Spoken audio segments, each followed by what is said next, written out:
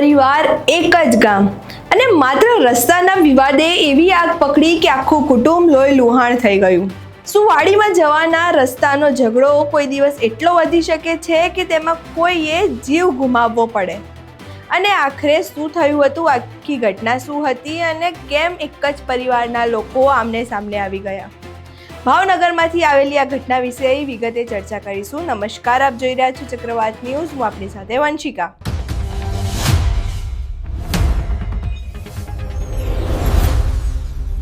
ભાવનગર જિલ્લાના ઉમરાળા તાલુકાના પરવડા ગામમાં વાડીમાં જવાના રસ્તાને લઈને એક જ પરિવારના બે પક્ષો વચ્ચે ઉગ્ર ઝઘડો થયો હતો।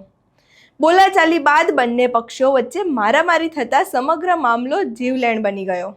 આ ઘટનામાં જયેશ ડાંગર નામના યુવકને માથાના ભાગે ગંભીર ઈજા પહોંચી હતી। સૌ પ્રથમ જ્યારે તેને ગંભીર ઈજા પહોંચી, જ્યારે તે ઈજાગ્રસ્ત થયો ત્યારે તેને પ્રથમ વખત ઉમરાળા હોસ્પિટલ લઈ ગયા અને ત્યારબાદ વધુ સારવાર માટે ભાવનગર ખસેડવામાં આવ્યો હતો, પરંતુ સારવાર દરમિયાન જ તેનું દુઃખદ મોત નીપજ્યું હતું।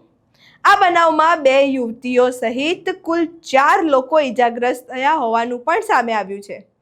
પોલીસ ફરિયાદ મુજબ એક પક્ષનો આક્ષેપ છે કે વાડીમાં જવાના રસ્તાને લઈને બોલાચાલી બાદ ઝઘડો થયો હતો અને ઝઘડા દરમિયાન ઝઘડો એટલો ઘાતક બની ગયો કે પાવડું, ધાર્યું અને પાઇપ વડે હુમલો કરવામાં આવ્યો હતો। જ્યારે બીજા પક્ષે પણ સામી ફરિયાદ નોંધાવી છે અને તેમનો પણ આક્ષેપ છે કે તેમના પર પણ ઘાતક હુમલો કરવામાં આવ્યો હતો અને ઘાતક હુમલો દાતરડું અને ધારિયા વડે કરવામાં આવ્યો હતો, જેમાં પિતા પુત્ર ઈજાગ્રસ્ત થયા હતા અને હવે હાલ ઉમરાળા પોલીસે બંને પક્ષોની ફરિયાદ નોંધી તપાસ શરૂ કરી છે।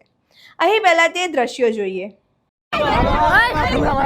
મરી જાવ છે કા મારવા છે, રહેવા દો હવે, મારવું છે કા મારવા છે, મારવું છે કા મારવા છે,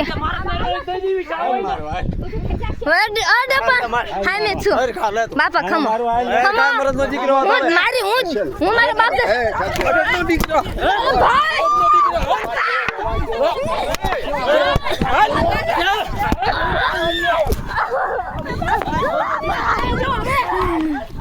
અહીં તમે આ મારામારીના દ્રશ્યો જોયા। હવે જયેશના મોત બાદ આ કેસમાં હત્યાની કલમ ઉમેરવાની અને કાર્યવાહી હાથ ધરવાની કામગીરી શરૂ થઈ ગઈ છે। પોલીસ હવે સમગ્ર ઘટનાના સાચા કારણો અને કોણે પહેલા હુમલો કર્યો હતો અને આ વિવાદ પાછળની હકીકત શું છે તેની તપાસ હાથ ધરી છે। એક સામાન્ય રસ્તાના વિવાદે આખા પરિવારને દુઃખમાં ધકેલી દીધો છે। નાનો ઝઘડો હિંસામાં ફેવરાઈ જતા આ કેટલું ઘાતક બની શકે છે અને કેટલું ભયંકર હોઈ શકે છે તેનો આ બનાવ જીવતો દાખલો છે।